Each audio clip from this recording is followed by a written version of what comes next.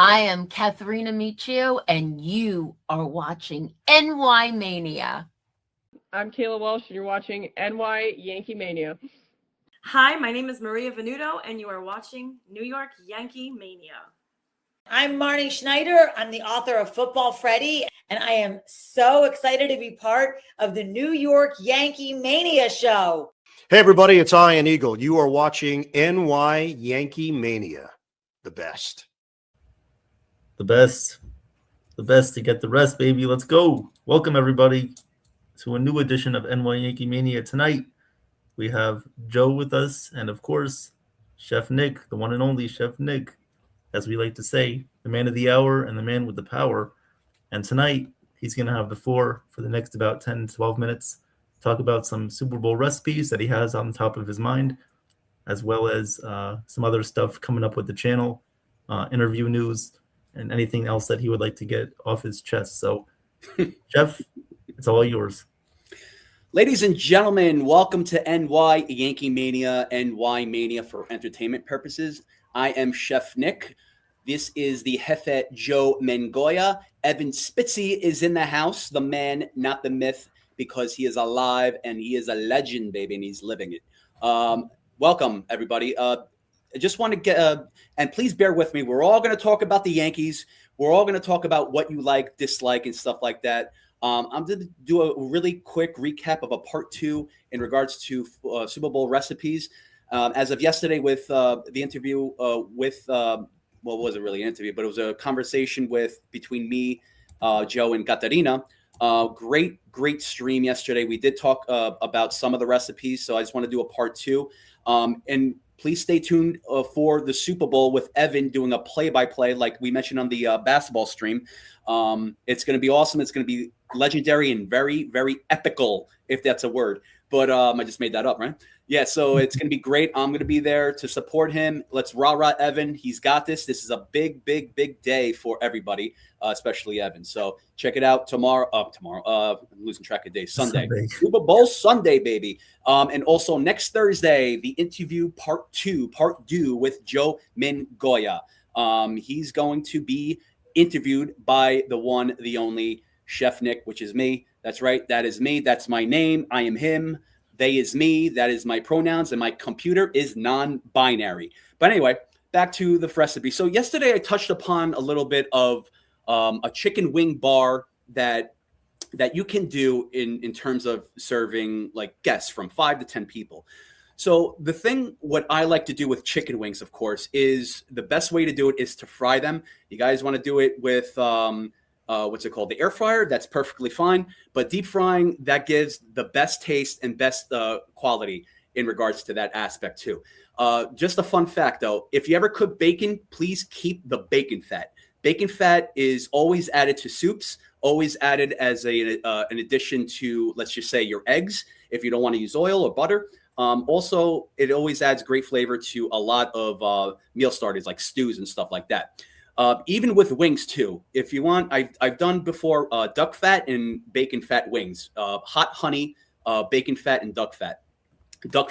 Well, when you cook the duck, it works similar. Duck is so fatty where it leaves a lot of grease, which is natural. Of course, a great flavor. You could take the wings, fry them, also sort of like pat them down with a paper towel to degrease them, but also toss them with the duck fat or bacon fat, also with honey, and they call it hot honey too. So you could do honey glaze with red pepper flakes or ancho chili. So that's another idea you can do. So the wings bar itself, you could have a bowl of wings and you can have your room temperature sauces out. Of course, you don't want to keep it cold. Room temperature is good for at the moment too. So the sauces that I had yesterday in regards to that. So you had blueberry barbecue habanero sauce, Hennessy glazed, you had espresso rubbed, Coca-Cola chipotle powder, Coca-Cola Cajun butter, also cocoa powder with chipotle powder too, peanut butter and jelly, apricot curry, General Tso's sweet chili, plum wine, wasabi, miso lime too. Also Bloody Mary wings, maple bacon Dijon, and something called pickleback, which is pretty much pickle juice and bourbon in regards to that. So again, if I'm going too fast, you could always rewatch this, and you could always message me on Instagram or also message Joe for the recipe. I'll be more than happy to give that away. In regards to mac and cheese, let's talk about mac and cheese. You have lobster mac and cheese, chicken cordon bleu mac and cheese, bacon, avocado, and blue cheese mac and cheese, kimchi and bacon mac and cheese, tikka masala mac and cheese, truffle French onion mac and cheese, Cajun fried shrimp mac and cheese. And also, if you want to keep it a little bit healthy, then you could do fried cauliflower mac and cheese. With the toppings you could do for the mac and cheese, of course, you could do the panko breadcrumbs. I always like to use the panko breadcrumbs, which is the coarse one. Famous brands are Kikkoman. I'd say it's better than the granulated because you get more of a 3D look. But also you can sort of RoboCoupe or blend pretzel crumbs to put on top. You could also do tortilla. Also, too, with the leftover mac and cheese, you can make mac and cheese fritters. You can pretty much any leftover, let's just say mac and cheese, you can form them into little fritters with an ice cream scooper, which is about 1 ounce. And then you could do your standard breading procedure, flour, eggs, and breadcrumb. You can freeze it, and also you can use that as snacks also with your Super Bowl Sunday too by frying. Going to dips, let's just say. So let's just say you guys want to stick to traditional dips, such as, like ranch, blue cheese, whatever. But if you're having tortilla chips, you could even have bagel chips or crostinis. Crostinis are pretty much bread that are sliced and toasted with a little cheese on them. Those are your components for dips. So dips I like to do in regards to that are spinach, artichoke, and burrata dip, crab Havarti cheese, fried shallot dip, pepperoni pizza dip, Cuban black bean sausage dip, which is pretty much chorizo sausage, puree of black beans, or also you could do refried beans, which are the pinto beans, and also Asiago cheese and also sour cream mixed into that.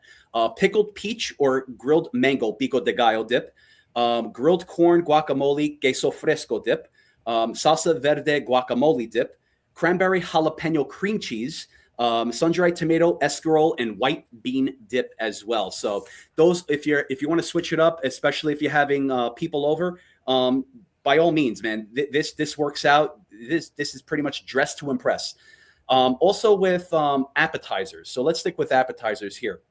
So you could do hush puppies. Hush puppies are simple to make. Comes with cornmeal, flour, eggs, also some other components where you form them and then you fry them, sort of like what's it called? Like a batter type of way. Again, if I'm going too fast, I'll definitely give you my recipe for that. Also with Cool Ranch Doritos breaded fried pickles. So pickles, of course, the wedge pickles. Yeah, the kosher pickles are the best to do. You would also have to dry them out. Cool Ranch Doritos. So you can use that instead of breading. You can use that. You could do flour, egg, and then the Cool Ranch Dorito puree, and then bread them with the pickles. You'd have to bread them and then freeze them. Make sure they're dry so they're intact when you fry them too. Crusted pretzel chicken fingers. So again, with the chicken fingers, you can do what's it called? Instead of like the traditional breading, flour, egg, and breadcrumb, or any other breading, you could do crushed pretzels too. That sort of it's very eye-popping. It's a good crunch to it too. Sweet and sour pork wontons. Again, for me, it's simple to make. You can take your wonton wrappers from your store, and then you could do like pork pastor, but also you could do a sweet and sour type of pork where you roast it off, shred them, and then do your filling with that. Barbecue chicken rangoon. So it's pretty much like a crab rangoon, especially, but it's a play on it. It's barbecue chicken rangoon with the cream cheese in there. French dip short rib and brie empanadas. Pretty much it's like the short rib that are braised with brie cheese. And it's, again, with the empanada disc, you can get that from your store and then form them as well. I will definitely show you how to do that if you want to inquire about that. Of course, salsa verde pork pastor or pork shoulder, pernil, if you want to call that. Shrimp bang bang white cheddar. So pretty much like popcorn shrimp, and it's tossed in a spicy sauce too. That is a great appetizer to have. Going with, let's just say, loaded baked potato, loaded tater tots, even loaded nachos, and even poutine too. Poutine is a Canadian dish that's pretty much fries with cheese curds and doused with gravy. But the toppings you could have for your tater tots, baked potato nachos, and so forth, you could do fried Canadian bacon. You could do sriracha lime bacon, pulled braised chicken, sazon beef chili, Philly cheesesteak, sausage. You could use kielbasa, knotwurst, and bratwurst. And then, of course, you could do a nice topping. You could do a fig jam pico de gallo, a guacamole sour cream to go along with that. Almost halfway there, guys. Bear with me, but this is something that you guys can do. Again, if you don't feel like taking it easy, of course, you can go the traditional route with takeout. That's perfectly fine. But if you're not, then this is the menu for you. So let's talk about cubanos. So cubanos and Rubens. So the sandwiches, again, talking about like going away from like the 12-foot hero sandwiches that a lot of people get. Traditions are respected, but let's talk about Cubano. Cubano with the, you could do it with slider bread. You could do it with onion focaccia, brioche bread, or even like a tomato galamata olive bread. It works perfectly with that. Any leftover pork that you have, you can slice. You can definitely use that with quesadillas as well. Even the Reuben sliders too, with your corned beef Reubens, let's just say. I would do, and if you want to, of course, traditional is on rye bread, but with the corned beef Reuben, of course, that works the same way. You could do corn Reuben tacos, or even corn Reuben egg rolls too. Even with the Philly cheesesteak as well, you could do egg rolls. So those are simple to make. It is a little time consuming, but prep time, if you do it the day before, you would be ready to rock and roll Sunday. Monte Cristo sandwich is pretty much a ham turkey Swiss that is egg dipped on Texas toast and then fried. That's something you could do in regards to smaller like slider bread too, if you want to have like bite-sized pieces. You could also do a lobster smoked Swiss fried onions. And then this is something I like to call sandwich dips. So with the sandwich dips, you have soups. You definitely have soups that go along with the sandwiches. So you have lobster, smoked Swiss cheese and fried onions that's dipped in a potato leek soup. The Godfather, I like to call provolone, salami, prosciutto, capicola, supersata, banana peppers. That's something you could dip into a tomato basil soup. You have mashed potato and burrata garlic bread sandwich dipped in a cheddar broccoli soup. It sounds heavy and it sounds really filling, but it definitely hits the spot once you make it happen. So, yeah. So even with, let's just say, to make things interesting, if you want to do a Seattle versus New England type of menu, New England, you could do the lobster rolls, of course. You could take they call it mini brioche, which is about 2 inches. You slice the ends and you make a wedge in the middle. The lobster, of course, you can buy them already cooked. I'm not saying boil a whole lobster. That's going to take a lot of time. So you could already buy the lobster meat, chop it up, add your minced celery, a little mayo, a little lemon juice, a little Worcestershire sauce, a little salt, pepper there, and just fill them up right in the middle. You could also toast the ends just to make it look a little presentable. Crab cakes, of course, you could do like lump crab cakes. No surimi. No, they call it the fake crab, which is surimi. Do not use that. That will make it taste really, really bad. So yeah, and in regards to that, you can the filling you could do is panko breading or oats, dried oats. That's something that you can incorporate too, with a little dill, tarragon, Old Bay seasoning, egg, mayo, Dijon mustard, Worcestershire too. You can use a 6-ounce ice cream scoop to form them, the crab cakes. And if you want, just bake them right in the oven. It takes about 10 to 12 minutes to fully cook. Clam chowder too. So you have clam chowder of the Boston, let's just say, and clam chowder of Seattle. So Boston uses smaller clams. It's very balanced. It's much thicker than usual, while Seattle, they use like the bigger ones, like the razor clams, which are bigger, incorporates salmon stock in there. A lot of Seattle, they use like a lot of salmon flavored. Also, it's not too thick. Even in regards to Seattle, I'm not going to tell you guys to make this. This sounds a little weird, but they have something in Seattle called smoked salmon, candied smoked salmon. So they're big on salmon and they're big on teriyaki too. Which is very weird. So that's something. Teriyaki. There you go, teriyaki. So even with Seattle too, with hot dogs, let's just say, they have something called the Seattle hot dog, which they use as bratwurst, knotwurst, and also with cream cheese, caramelized onion. And it's just interesting because you have the Chicago dogs too, pretty much, which is a variation. They have like pickles on there. They have and it's a whole, and they have like the poppy seed bagel. Jimmy in the chat, let me know if that's the right one, because they have a lot of variations of the Chicago dog in there too. But as far as I know, it's the poppy seed bun, the hot dog. I believe it's sometimes they put banana peppers, they put like pickles in there, chopped pickles. And going back to the teriyaki too. Speaking of burgers, yes. So with burgers, there's a lot of variations of burgers you can do. You can do stuffed burgers. You can do a stuffed. If you guys are good with goat cheese, some people don't like it, but if you want to stick with the traditional like cheddar, bacon, BLT, you can definitely do that. The best bun to use with the burgers are brioche buns, which are pretty much the egg washed on top. They are very soft. But keep in mind, once you leave them out overnight, they harden like a rock. So let's just say like a teriyaki burger on brioche with wasabi tartar.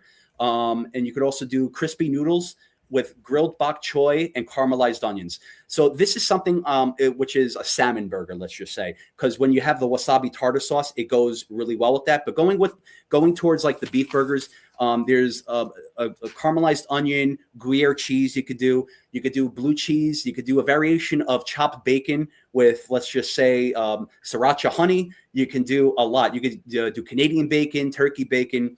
But also there's something I like to do with also, if you like with the traditional burger recipe, the BLT burger, like I mentioned too, bacon, lettuce, tomato burger, you could do a fried egg on top too, just to make it brunch style. There's also too, the best meat to use with burgers are 80-20 ratio. So you have 80 lean and then 20 fat. You need that incorporation in there to make it tender too. And I love to have my burgers rare. So especially with the burgers too, you can do a lot of toppings with what's it called? Bacon jam. You can do caramelized honey jam, sun-dried tomato jam. If you want a beautiful Italian burger, of course you could incorporate the like a pizza burger. You could do like the marinara. You could do a burrata, fresh mozzarella, a little basil on there. There's a lot of variations. I'm going to keep it simple too, not to overcomplicate things. But you could have your standard Gruyere cheese that goes good with caramelized mushrooms. There's a lot of mix and matching. So in regards to that too. So finally, guys, I just wanted to get into desserts that you guys can do. Let's talk about I like to call pull-out s'mores sliders. So there's something with Hawaiian bread. If you guys ever had that too, it's a sweet bread, but with the Hawaiian bread, it already comes intact. So what you could do is you could line up in a pan and you could do your marshmallows, you could do your chocolate chips, you could do your graham crackers too, a little butter on the bread, and then bake them off. You could cover it and bake them off about 375, about 10 minutes. And then if you want to sort of have a little crisp on top, you can take off the cover, bake for an additional 2 minutes. So what that is, you pull apart, and it just pretty much comes out like s'mores that you're doing on a campfire. You could do Nutella cookies also too. You don't have to make cookies from scratch. To make it easier, just get the batter, incorporate that with Nutella, and then form them. I like to call brown butter banana wafer pudding. You could put them in mason jars too. So pretty much is like layered too. Banana pudding pretty much is very simple to make. You just blend all the bananas together with a little vanilla extract. That would be and maybe a little yogurt just for substance too. And then you layer with like your wafers, your banana. It's almost like a trifle. So you wafers, the banana pudding wafers, and then top it with whipped cream. If you guys want to presentation wise, you just do it in mason jars. That should work out. I love fried Oreos. Fried Oreos are good. Yep. It's very simple. Oreos in a tempura batter. So you could do flour, a little water, and if you want to add a little nutmeg and cinnamon to that, and then just fry them in the oil, that's good to go. I love my tres leches cake, man. That's a beautiful sponge cake with soaked overnight with or vanilla cake soaked overnight with condensed milk, evaporated milk, and heavy cream. I love Black Forest cookies. Of course, you can incorporate that with chocolate chips, brandy, and also some cocoa powder as well. Bourbon bread pudding. So this is a good chance for you guys to, let's just say, if you don't want to throw out your bread, you want to keep your bread, and stuff like that, or you have just any other things that you have that are like, pretty much sweet around the house that you can't eat or you want to get rid of, then you can pretty much mix everything together, almost like pretty much anything that's sweet, you mix together. That's why it's called a bread pudding. But you can incorporate your bourbon in there. You could do like some hazelnut syrup. You could do some vanilla syrup in there as well. You can, of course, fold it in with maybe some chocolate pudding. You could do something. Again, I'm just throwing it out there. Recipes, you could always contact me. I'll definitely give you the full recipe. So with the bread pudding, I love to grill it. I love to grill the bread pudding. It gives like a nice char flavor, a sweet, savory, and grill flavor to that. That adds a lot to that too. The one thing that I did recently was a coconut Bacardi rice pudding. So it's with evaporated milk, condensed milk, and coconut as well too. It's very simple to make. The best way to do rice pudding is short grain rice like a Boreo, or sushi rice as they call it. And then finally, empanadas. I could do like a peanut butter and jelly empanadas. You could also do s'mores too. I mentioned that. You could do s'mores empanadas too. There's a lot that you can do with empanadas. It's very versatile as well too. So I just want to close that off with those recipes. I know I went on and on. These are just pretty much what's it called? I don't want to say basic, but they're pretty much just ideas you could do. In regards to next week, I will be doing also Valentine's Day, recapping that as part 2 plus hangover food. If you guys have any questions, let me know in terms of different ideas with other foods. But that is it. I am done. Round of applause. Chef, that was amazing. Seeing your advanced technique on display on here is awesome. It's incredible. Only imagine what it's like in your kitchen. Oh, Lord. How amazing it is. All the pots, pans, everything. All over the place. All those ingredients. So, man, it's awesome. Great job, Chef. Thank you. Excellent. I was licking my chops, man, with all those nice with those ingredients, and oh my God, awesome, chef, awesome. Thank you, guys. So, guys, Yankees made a move today. Hallelujah. Let's talk a little bit about our New York Yankees, which are 4 days away from going to Tampa. I mean, most of them are there now. That's besides the point. Some of them are going to be leaving for the baseball classic. So we're going to get to see a lot of guys and see what they have. So let's start with, what do we feel about bringing back Paul G? Who wants to go first? I'll go ahead. I did a lot of talking. Go ahead, man. Yeah. So I think Paul Goldschmidt coming back, that's pretty good for us, I think. It's only 1 year deal. Do we know the money? I don't think we know how much he's getting, but it's probably going to be a minimum contract. So I think it's a good move for the Yankees to make. It does open up some questions of what's going to happen with Ben Rice at first base. Is he going to platoon with Goldschmidt, or is Ben Rice going to get more catching opportunities? I could see that as well. But no, it's a good move for us. Goldschmidt is great against the left-handed pitchers. I think that the lineup could be somewhat similar to last year, obviously with more competition. And, we'll just see what happens during spring training. Maybe some spots will open up. You never know which players might get hurt. Hopefully not. But we'll see what happens. And, like Sean says, it's one last hurrah with Paul Goldschmidt. So I'm happy that he's back. Nick? Yeah, it's not a bad move. I do like it. It's just I do hope that the Yankees and Paul Goldschmidt know their role and shut their mouth. Like I said to you, Joe, I really don't want to see Paul Goldschmidt take the majority of the time at first base. It's just they love the term platoon. They just love platoon. We're going to platoon with this guy. We're going to platoon with that guy. All right. I mean, calm down. I think right now, if you're going to take away time away from Ben Rice, I don't like that. I think Paul Goldschmidt at this point, yes, one last hurrah. I think that right now he needs to realize that he's the veteran and he needs to lead by a veteran presence. Look, behind the scenes, I totally forgot if he said something about talking to Ben Rice or like being a motivation to him. I don't know. I forgot what he said, but I think that's something that Paul Goldschmidt should be. He should be off the bench.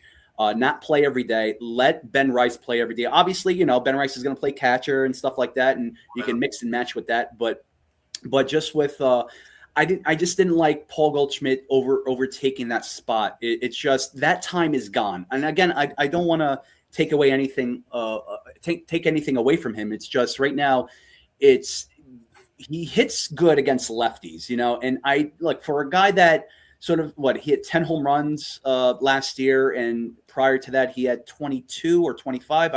I forgot, but he had a good second half in 24. Yeah, 24, and then so I mean, look, I don't know, maybe he'll hit 30. I don't know, or 25 again, but right now it's just if again people say run it back. I mean, yeah, it's like you really can't. So people have all their thoughts on that running it back. Well, you have it's adding by subtracting. I mean, it's like sure we got rid of people, but we added people. But you see the lineup, and it's pretty much similar like last year. So run it back, yeah, technically in a sense. But I really hope Goldschmidt he realizes, or the Yankees realize that he has a role off the bench, and he needs to, if he wants to be a leader, he needs to be that veteran leader. But also, he's buddies with Judge, so I wouldn't put this in mind where Judge maybe had an influence of Goldschmidt coming back. So, I mean, they're buddies. James Rawson is a hitting coach. That's Judge's best friend too. So this is why he's still here. But not bad move. I like what Paul Goldschmidt brings, but it should be brought off the bench. It shouldn't be every day. I would like to see, of course, getting into Dominguez, that's just another thing. But I was going to say I would love to see him play more. Well, they might as well just kill him right now, because it's just, I don't know. Right now, it's like, he went from marinating to like fermenting, and then now he's expiring. So whatever. That's just I can say enough about that. And whatever, it is what it is now. But again, Goldschmidt, I don't want him taking time away from anyone that's younger than him. And because these younger guys like Rice, he needs to play every day. Rice needs to play every day. If he's hot, if he's hitting well, please do not rest him. Do not do that. Continue his because that's the thing. That's what they did also last season. Some guys were hot. They rested, and then they didn't. Their hot streak was over. They were cold. So that's just something that they just need to realize. So again, love the move, but there's a specific role for Goldschmidt. That's it. Okay, good take. All right, my take, guys. First of all, this I think it's a brilliant move, and I'll tell everybody why. And it's real simple. Our good defense again got even better. We don't know what we're getting out of Ben Rice at first base. Now, I'm all for Ben Rice to, of course, take the lead. But if you look down the American League, so many teams have very, very good left-handed pitching. And if you want Rice to, keep going forward, not against those guys. He'll look silly against Crochet. He'll look silly against Screwball. It's already proven. Mm-hmm. So the Yankees needed a backup plan, and they got it. So this Paul G is going to do two things, and that's what I'm sure they talked about. He's gonna play against tough lefties. He's going to DH once in a while to sit Stanton. And also he's going to be coming in for late. If the game is like one run, he's definitely coming in for defense. No question in my mind. So they accomplished three things in one. And I don't care if they're bringing him back from last year. It's a very smart move. And he turned down at least two bigger offers to come here, to stay here, and mentor Ben Rice. So he's a team player, he's a leader, and one day I could see him as a manager. So kudos to Cashman for getting this done. I think it was a brilliant move. You guys want to run defense? We're going to have defense. Now look at the infield when Paul G's in there, just like last year, with one difference. Jose is at shortstop. He's not bad, but you got a vacuum at third. You got Jose, who's pretty good at short. You got a very good second baseman, and Rice is in motion. He's going to be mentored. He loved listening to Goldschmidt. The Yankees listened to that. Very, very, very, very smart move. So I like it. And just look around, guys. The Orioles have lefty pitchers. Toronto has lefty pitchers. We know the Tigers do. And the list goes on and on. We could spend the whole show doing that. But yeah, I don't want Rice to lose at bats. Yeah. The scary thing about Rice that I'm worried about is, I know it's ridiculous and cliche, but sophomore jinx. And I'm deadly scared about that. I know it's ridiculous, but show me a player that doesn't do yucky on his second year. I don't know why. No reason, but I guess they didn't have too much on Nicky Torres, not enough to worry about, and they didn't. And of course they traded their minor league first baseman, so he's gone.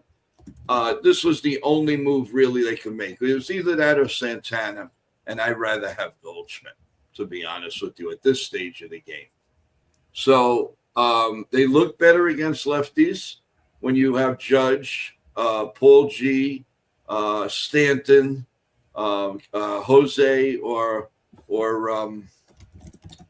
need I say Volpe? So they look better. We're not even talking about Rosario yet. Mm-hmm. So that's another one that they're going to bring in.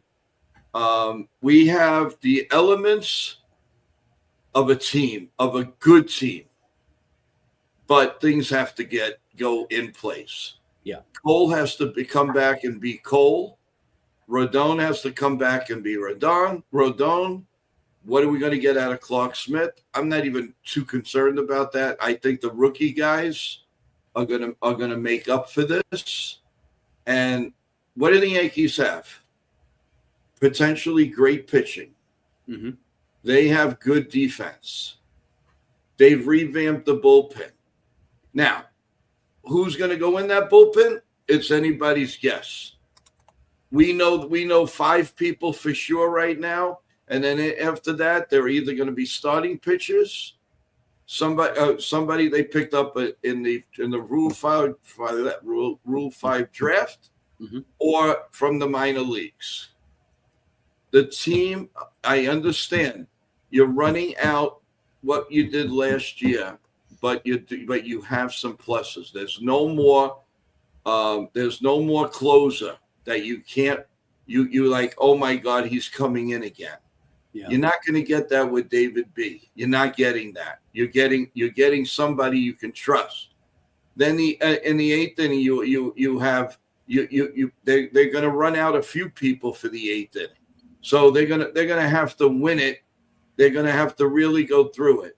The Yankees did a lot of searching. You know, they got rid of what's his name, Leiter Jr., who was absolutely nothing to this team.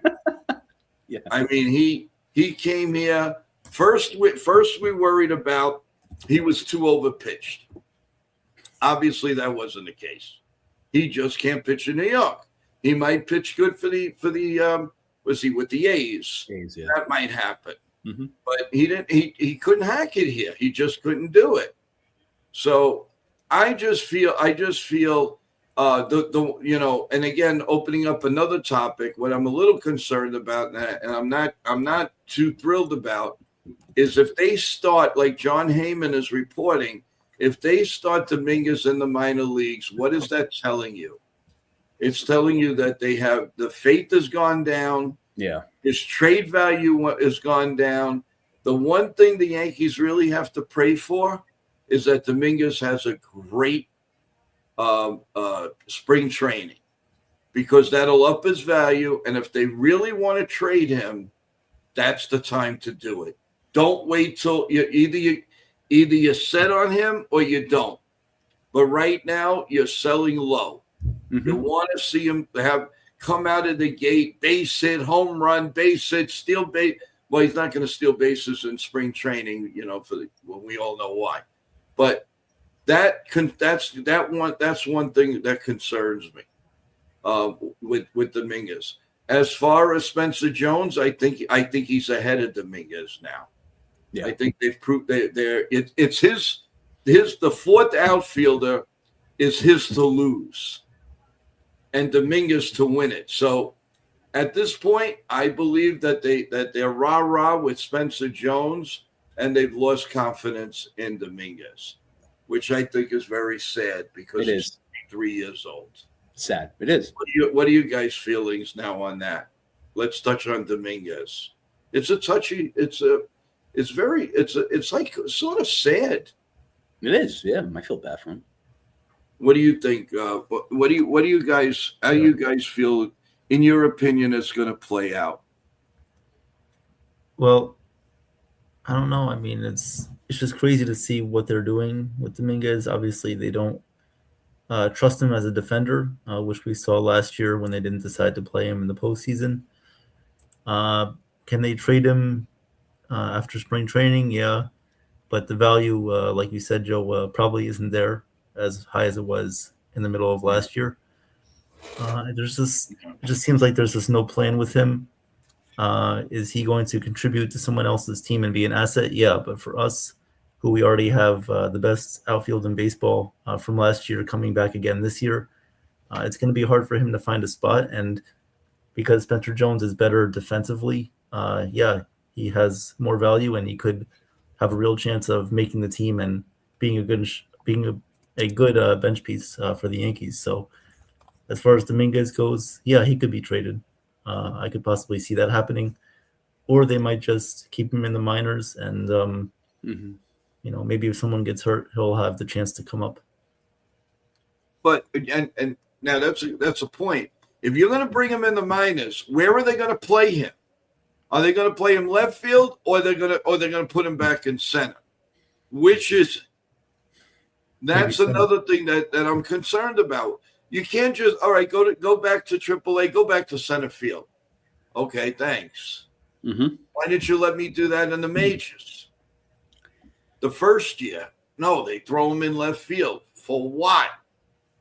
That's my concern. But I like what TBG said here, guys. Cashman finally getting with the program. He has a platoon player, a lefty-righty for every position, just like Boone and Fishman like it. And you know what? That's a very good point. Look around the position. They really do have a righty, lefty, righty, lefty, righty, lefty, righty, lefty. The whole team. That's not bad. That's pretty under the radar gun, guys. They are more balanced. I mean, look at first base. Rice and Paul.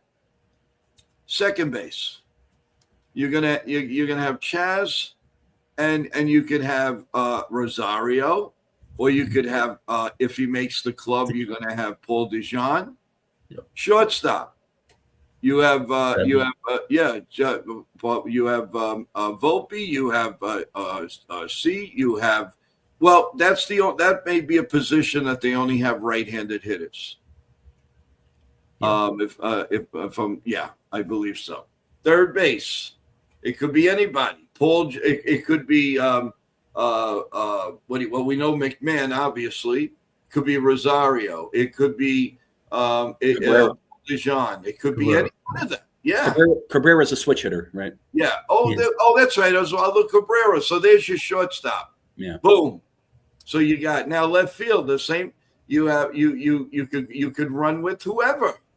I mean, obviously it's the big three: Grissom, Bellinger, and of course, Mr. Golden Boy in right field. So you have all that. The only position they don't have a right-handed hitter is catching. And that you can't dispute. There's 2 lefties. Where did they change that? Yeah, I know. Joe, great points you brought up too. It's just, I was thinking about, that's why I brought up running it back. It's like, sure, running it back with the same players, but again, everyone has to pretty much forget on paper that does not matter. But it looks bad on paper like last year. You don't know what's going to happen this year, especially, Joe, you brought up the sophomore jinx with Ben Rice. You don't hope it doesn't happen. I hope it doesn't happen with Cam Schlittler. That's it. But that's the thing, too. It's like, I really hope they do better. They realize and wake up that last year, we need to play better than last year. And if they could do that with this squad, sure, they may have good team chemistry in the clubhouse. That's great. That's a big leg up. They love each other, whatever. But they have to do that on the field, and they can't make mistakes. They can't make mistakes. And I'm not talking about normal human mistakes. I'm saying just base running blunders, errors that could have been prevented, swings and misses, halfway, when the ball's like on the in the dirt, like it's something like that, like always getting the home runs. This is something that has to be fixed. And if they do fix that, just play like little league, man. Like just learn the fundamentals. And again, I know I'm not a baseball player, but it's like if they do these things and focus on these things, they'll be a better and different team than last year. I'm not worried about the pitching. I have my Matt Blake is a magician when it comes to fixing people. And it's up to the players to run with it too. Look, again, I brought up Ian Hamilton. He was a dominant force, and then he just lost his way with injuries. It just happens, But Matt Blake, to his credit, again, they and going back to Dominguez, look, if they traded TJ Rumfield to the Rockies for Angel Cevale, whatever you want to call him, this guy had a 6.45 ERA. I wasn't concerned with that. I'm glad TJ Rumfield is off the Yankees because he never and will not have a shot on this team. So he gets to play. And he gets to, pretty much prove himself on the Rockies. So good luck to him. With this pitcher here, he's a flamethrower. He has control issues. But again, I'm not worried about him. Matt Blake can fix that. I'm not worried about Cade Windcrest or Cade Vision Quest, whatever you want to call him. I'm not worried about that. He can fine-tune these guys. He can turn the Tin Man not into an aluminum foil, but he could turn him into a mega golden star. And even with going back to Dominguez, I think right now, it's really just, it doesn't look good to play him in the minors. I just think right now, if his trade value is low, just trade him for a player to be named later or cash considerations. I think it's best for you guys, the Yankees and Dominguez, to part ways because it's not working out. I don't know. It's not a good look where it's like, okay, we'll play you in the minors and you'll only be called up if there's an injury. He's not a depth piece. He's 22 years old. He's meant to be a starter. It's just a lot of things got lost in the way. And look, that's baseball. I'm not going to blame both sides. Can I blame them? Sure. I don't know. But whatever happened, it just got lost in translation.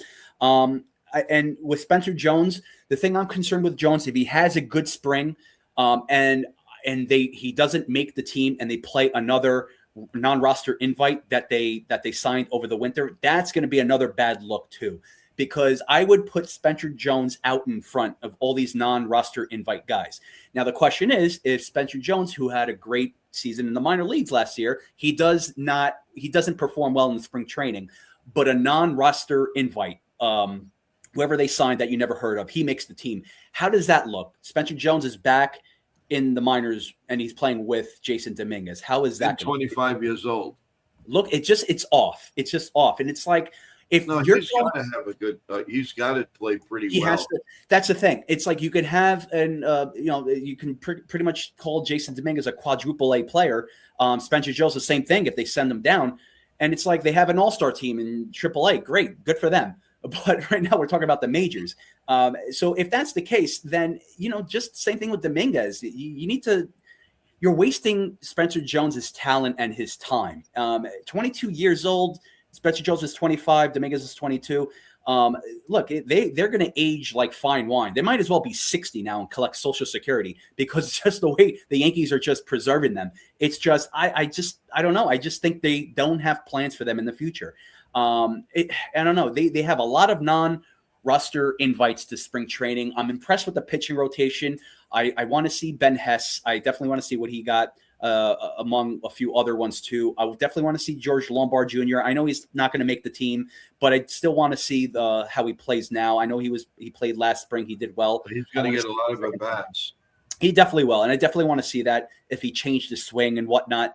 I'm also interested in what they're going to do with J.C. Ascara. Right now, he's the backup catcher, but if there's another catcher that's in the wings that is performing well, like Ali Sanchez, which the Yankees are high on him, but he's more of a defensive backstop, and he does better than JC. I don't know if they're going to do a switch. So it's going to be interesting. I don't even know if JC's still with the club, Nick.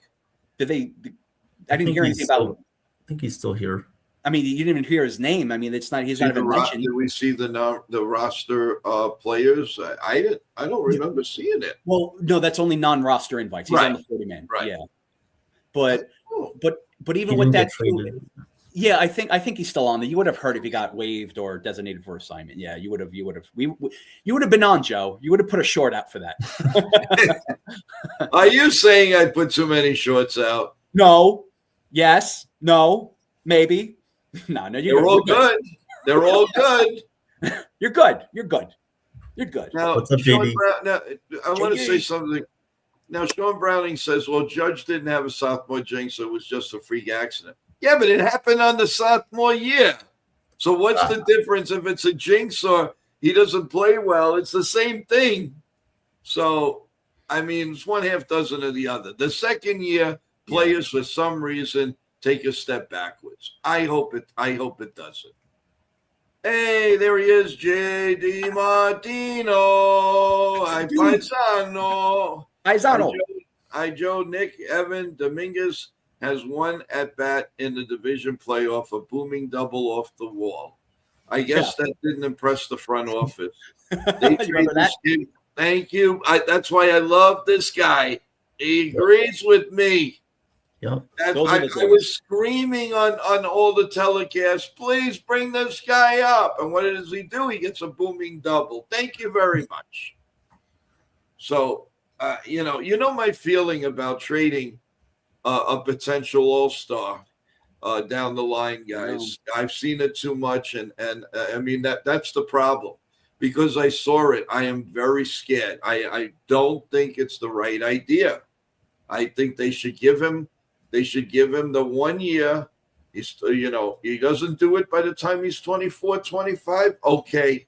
And, you could say we saw him at 21, 22, 23, 24.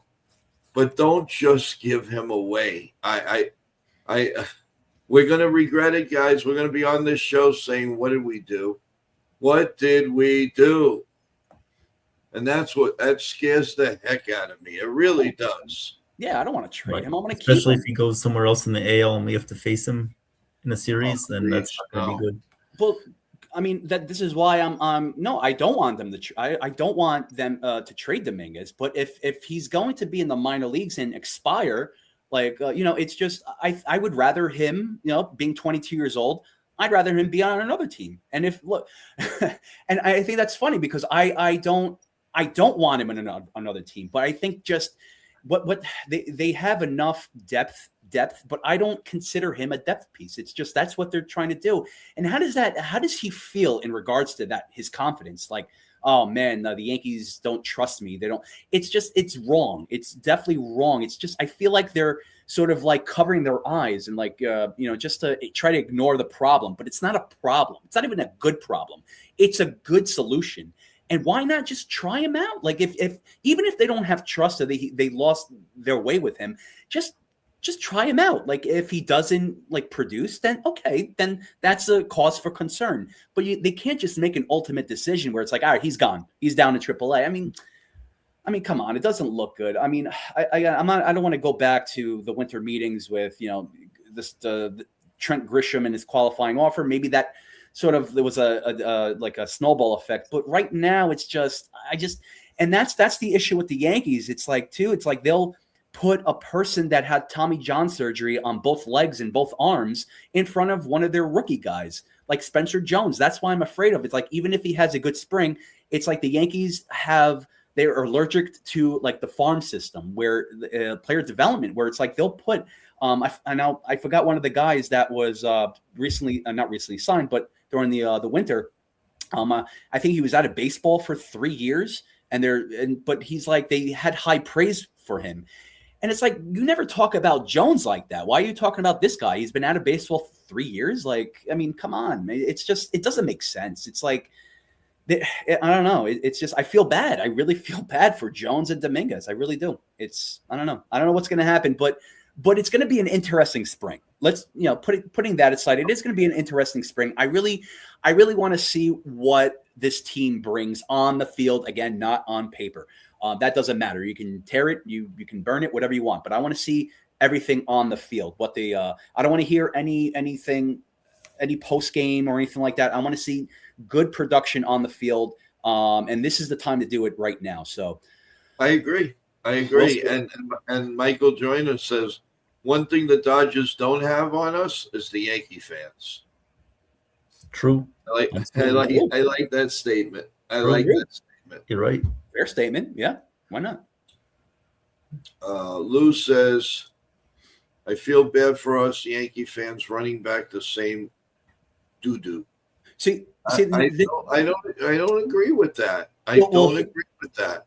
This is why I always bring, and I brought up to during the off season, during the winter meetings. This is and I brought up the term double-edged sword. And there's a lot of situations. Bellinger was a double-edged sword. Even with other situations, which I forgot was a double-edged sword. This is a double-edged sword because last season we were so disappointed. We were so angry and frustrated. We needed change. We wanted change.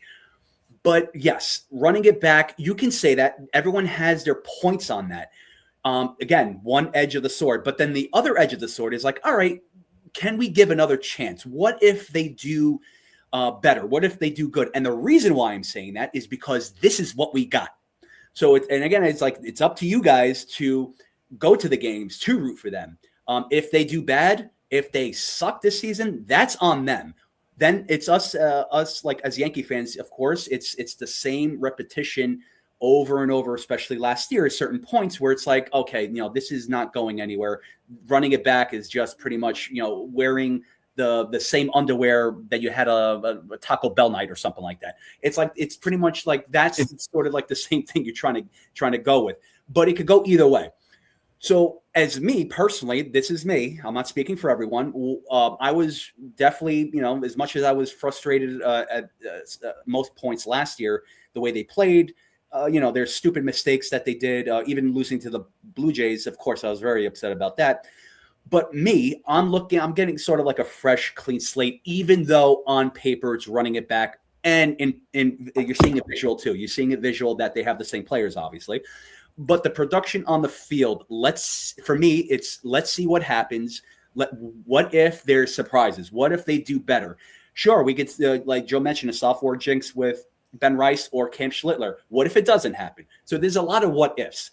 If by any chance it's the same situation like last year, yes, the end result to this product that we don't have control. We can't. This is not MLB The Show. We can't pick and choose our players. We're fans. We're not inside the organization.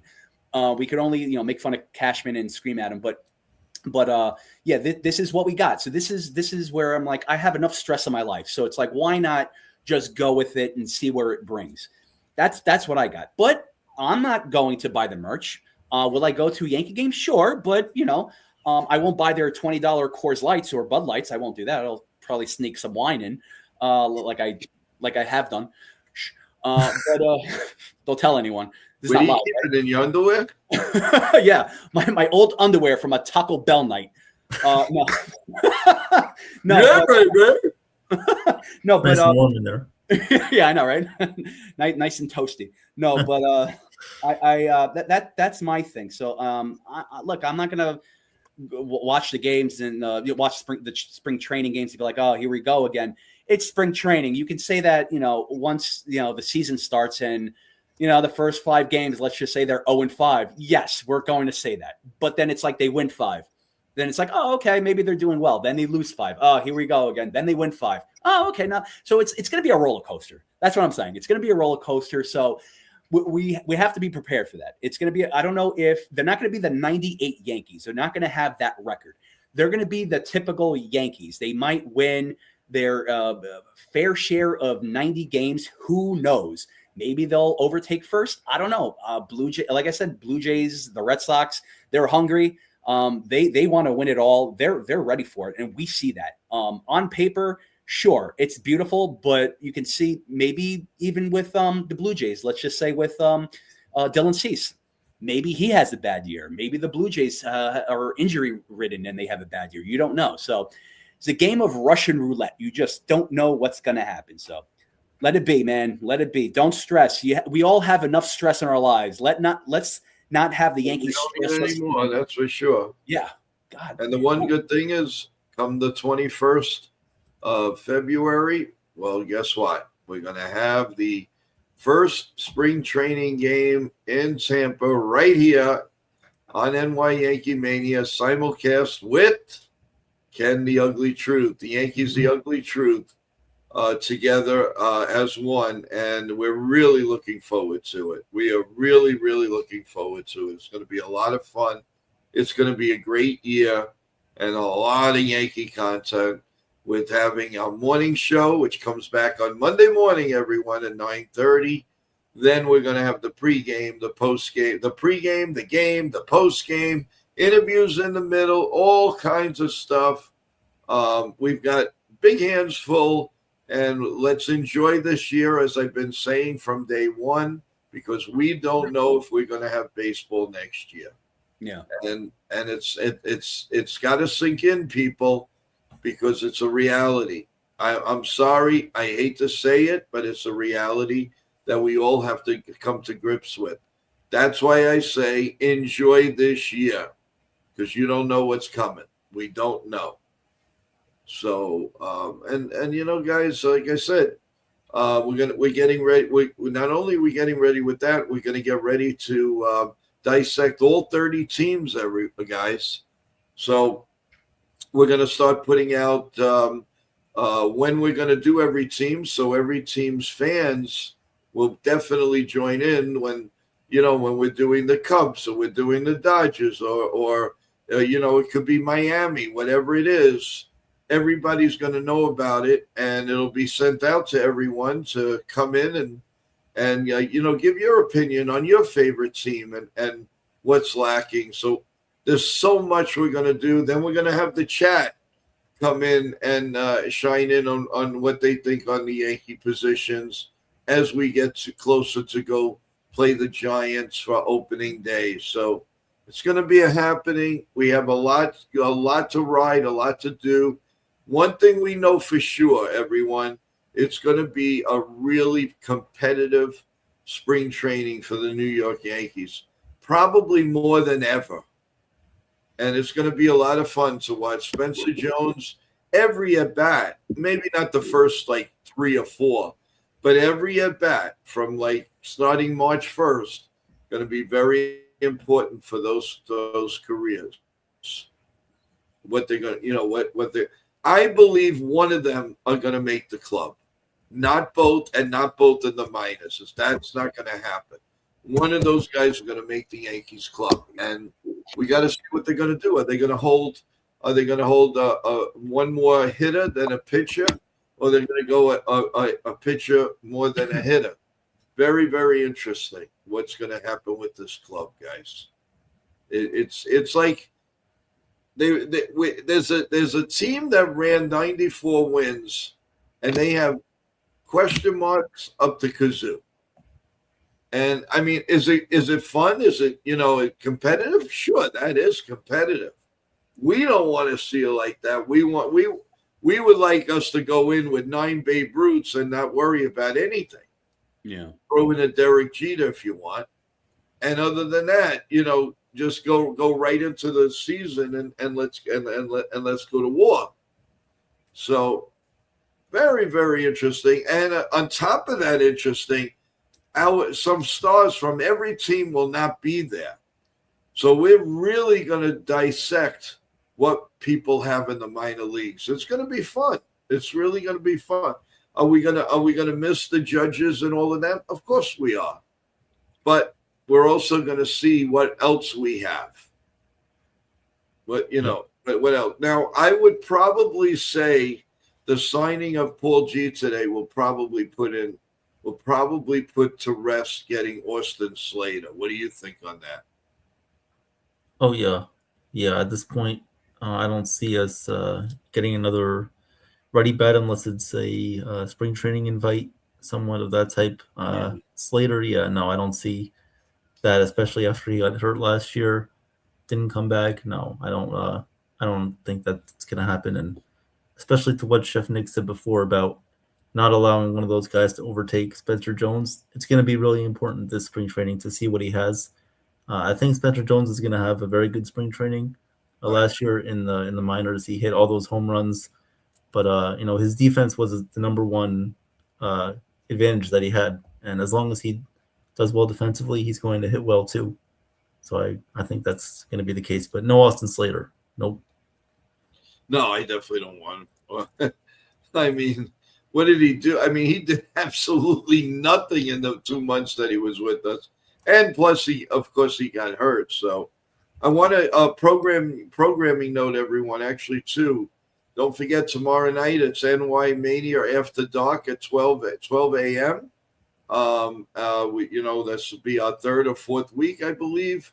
A lot of good things. It's basically, we talk about everything. Obviously, the Yankees, but we talk about everything. You went to see a Broadway play. Let's talk about it. Did you like it? Did you recommend it? Tell us about everything you did. Whatever you did, where you did things with the kids that were fun. You went to a movie, went out to eat. What did you do? And we talk baseball. We talk anything and life in general. So that's tomorrow night at midnight as we approach the Super Bowl game with Evan at 6:30 on Sunday night. So everybody's going to be rah-rahing that. Don't forget, you put on your TV, guys, and then you put your computer or on your TV. You put on Evan and NY Yankee Mania, and you're going to enjoy the Super Bowl in a different perspective. So you watch it. And you listen and you watch Evan do his thing right here on Sunday. So a lot going on, folks. A lot. Oh, and also as soon as we get word from Nitin and Monty Snyder what time we're going to have the stream tomorrow with them reporting live from the Super Bowl area convention center, and we'll talk about everything leading up to Sunday. So there's a lot of stuff going on, guys, and you never know. The Yankees again could pull a fast one. Who knows what they might end up with? So well, guys, it's been a pretty long night. Especially you guys, been on since 8 o'clock. You did a wonderful job with the basketball show. I tip my hat off. There was a lot to talk about. Unfortunately, I guess got delayed. So they're rescheduling him for another day, but we didn't miss a beat. We had great comments on trades, what rosters look like, complete honesty, and it was awesome. I hope everybody enjoyed it. And next week we should have Nitin back, full capacity. No, actually, there will not be a stream next Friday of the NBA. We're going to have to make provisions for it. Either we do it the day before or the day after. Probably the day after would make more sense.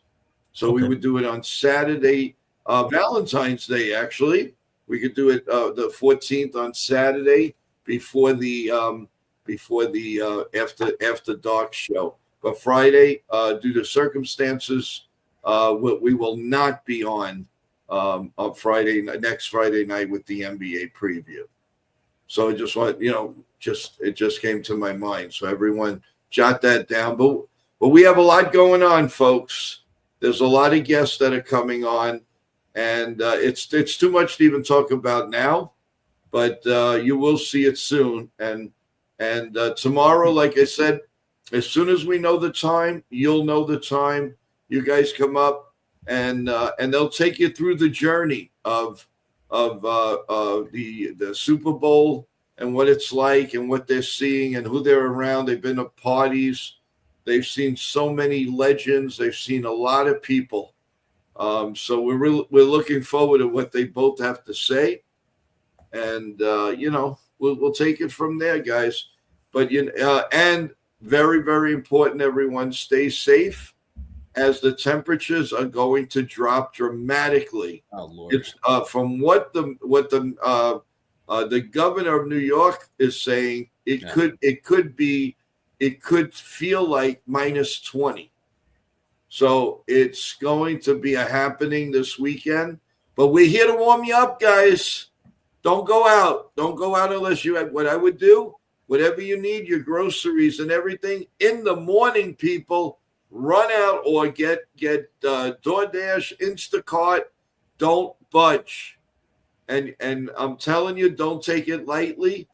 And not only that, we're supposed to have a little snow tonight, which may add up to another inch. Like we need that, like a hole in the head.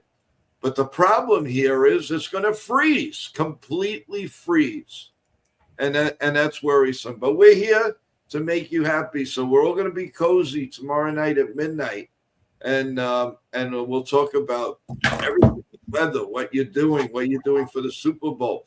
Be careful where you're going for the Super Bowl with this weather. It's sad to say, but when you have this type of weather, people still drive like maniacs sometimes. They don't know what the heck they're doing because they want to get there, or I got to go see the Super Bowl. Blah, blah. Yeah, you still got 11 inches of snow out there. So be very careful, everyone, tomorrow. But we'll have it tomorrow. Make sure you get everything. Make sure those kids are comfy. Your grandparents, your parents are comfy. Everybody get what you need. Make sure you have your medicines. Make sure you have the lights. You just don't know what's going to happen. So again, I don't mean to sound like a public service announcement. I just care about each and every one of you. So guys, some final thoughts as we wrap this up for tonight, as we've had, some wonderful streams tonight. So, Evan, you want to go first? Yeah, sure. Of course, great streams tonight. NBA show was awesome. Chef Yes. Nick, myself, Nathan, fantastic job as always. Unfortunately, we couldn't have the NBA player on tonight, but we will reschedule that and get that on for another night because you guys deserve that, and you deserve to have all the guests in the world. So we appreciate it. Please like and subscribe. Of course, that's the most important thing. A lot of fun things coming up here. This week, obviously, we wrap it up on Sunday with the Super Bowl. But first, tomorrow night, the midnight show, which is always a lot of fun. Join us for that. If you're in an area where it's going to snow, stay safe. Of course, don't go driving around like a crazy wild maniac like a lot of people do much of the time. But we appreciate it, guys. Have a great night. And Yankee season starting soon. Yep. So what could we expect out of them? Well, we know we could expect at least a 90-win team. That's for sure. So just keep that in the back of your mind. At least 90 wins, maybe more. And we'll see what happens. But have a great night, everybody. And hopefully we'll see you with the football show in the afternoon sometime, or the 12 o'clock stream. But if we don't, good luck preparing for the Super Bowl, Evan. And I'll be on. We're wishing you all the luck and prayers that everything's gonna go well, and you're gonna really, really knock it out of the park. Thank you. You're welcome. Absolutely. And Chef Nick, your final thoughts. Thank you guys. Evan, thank you. Always awesome working with you. Thank you very much for everything. Great stream with the NBA. Great conversations. We kept it fluid. We kept it going. We were crisp. We were so crisp. Fresh and crisp, baby. I love it. Nothing stale and dry. Like banana pudding. There you go. Like the banana pudding. Yummy! Yummy! Oh, Joe, you're amazing as always, too. You never chop liver unless you're a delicacy in Sweden. I love banana pudding. Was that a Joe rant on banana pudding? Oh, man. Ice cream on top. Ice cream on top. There you go. Oh, man. Yeah. It just, yeah. Here we go. Guys. He's gonna start.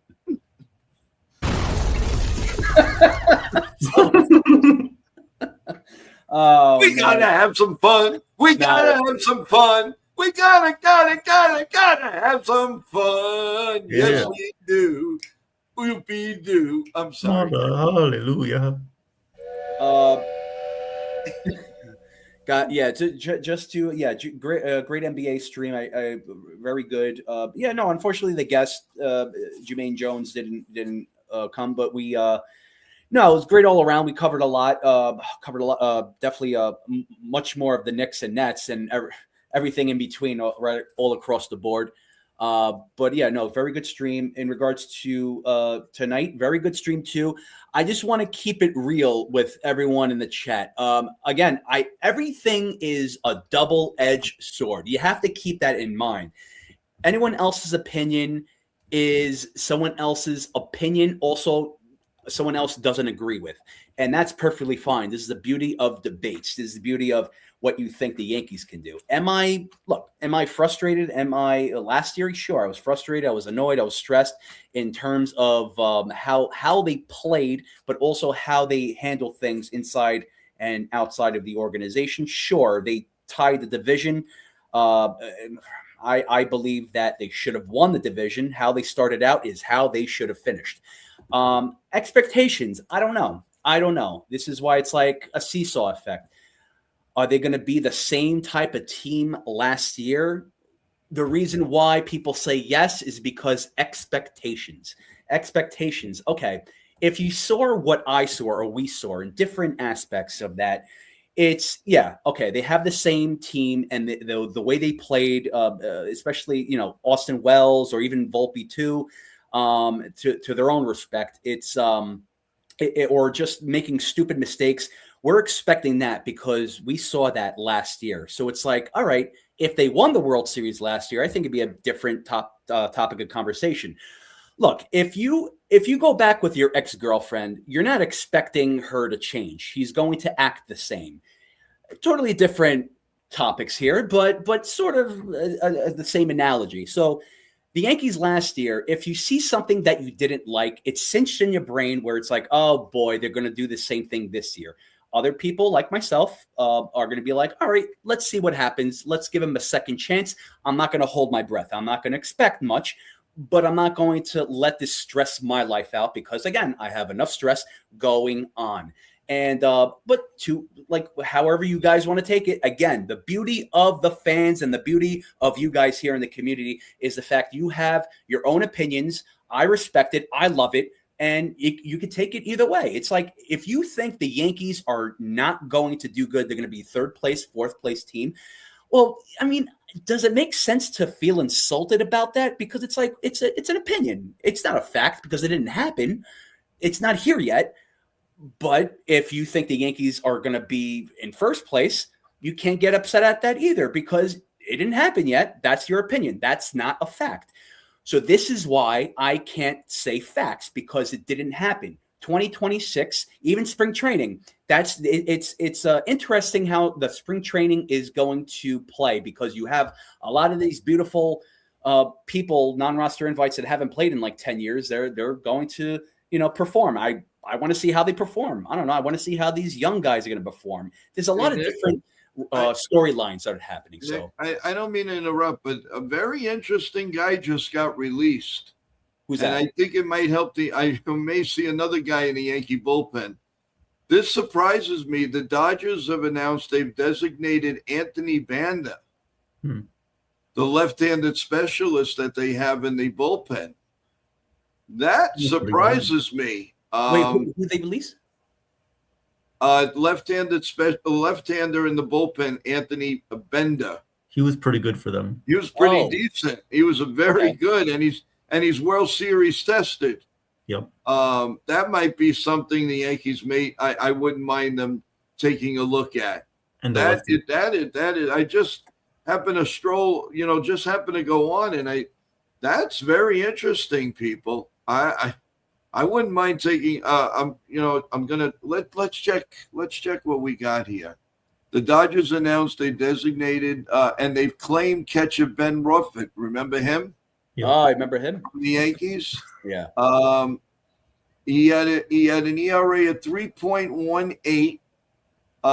His strikeout rate dropped from 22.8 to it did go down to like almost 15.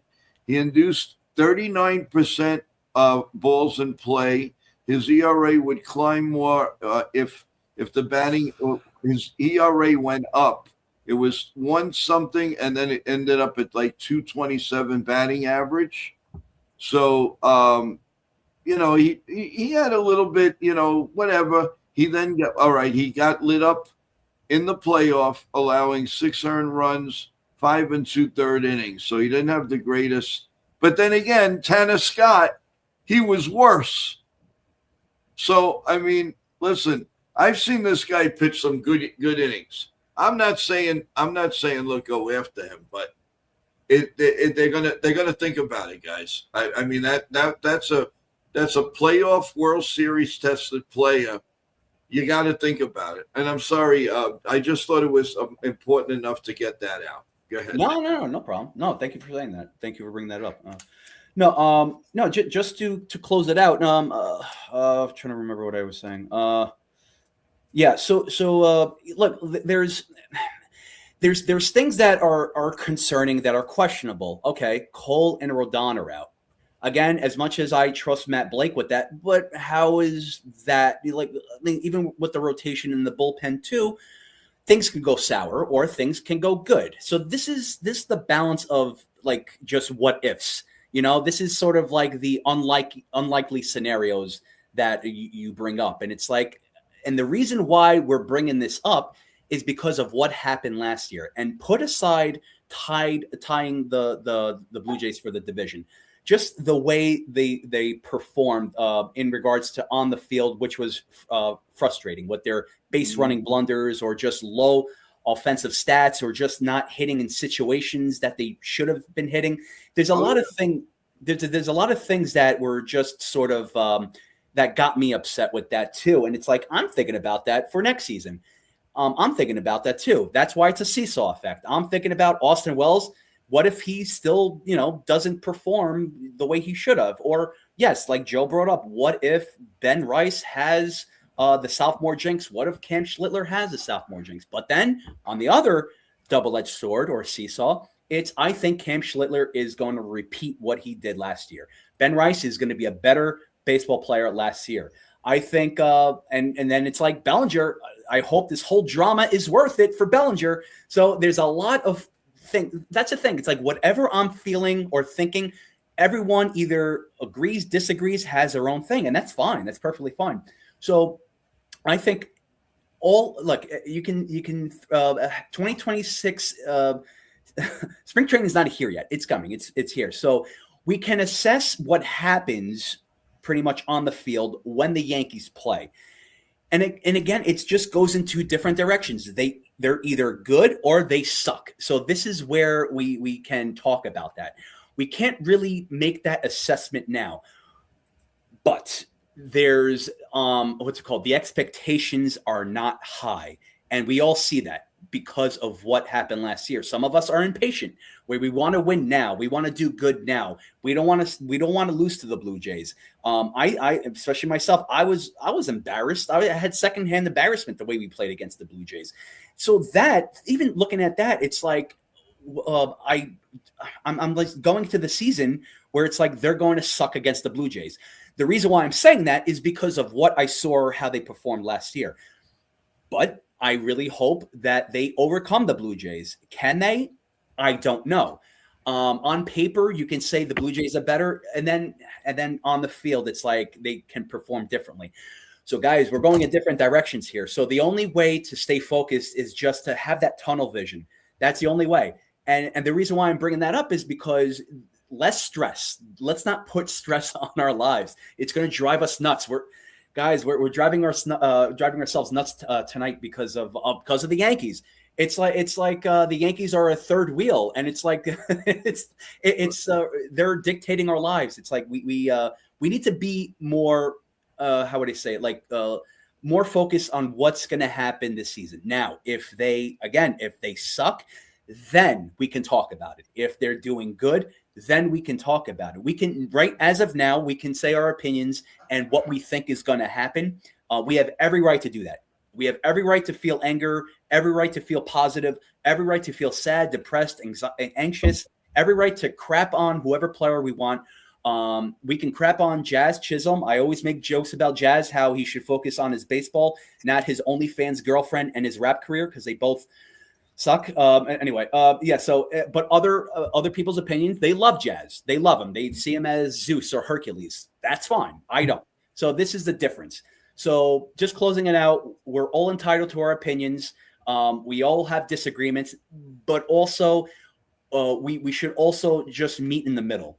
We've had our disagreements, debates on this channel too, but we all met in the middle. So this is the beauty of like the debates and stuff like that. So that's all I got.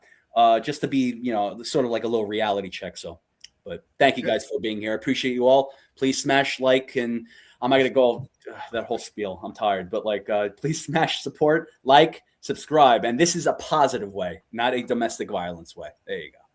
There we go. Thank you, everybody in the stream. We will see you sometime. Midnight tomorrow night for sure.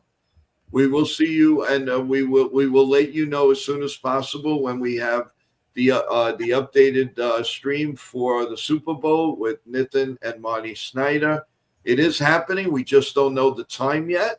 Don't forget there's a 3-hour difference. So as soon as I know, you guys will know, and you guys come on, please talk about the Super Bowl. Obviously, if the Yankees do another thing, we will talk about that too. And the definite for tomorrow night is the 12 o'clock stream, NY Mania After Dark.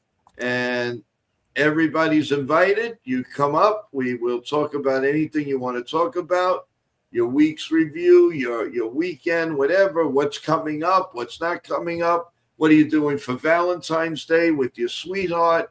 What are you doing here? What are you doing there? So much fun for tomorrow night's stream, everyone. So get ready, get some rest, and be nice and ready for midnight tomorrow night. Hope to see Evan. Hope to see Nick. Hope to see everybody on the stream. And we'll have a very, very good time. So with that in mind, everyone, God bless you all. God bless America. God bless the Yankees. Stay healthy. Stay warm. Make sure your parents, make sure your grandparents, make sure the kids are all nice and warm and safe. Good night, everyone. We'll see you tomorrow. Have a great day. Let's go, Yankees. Stay healthy.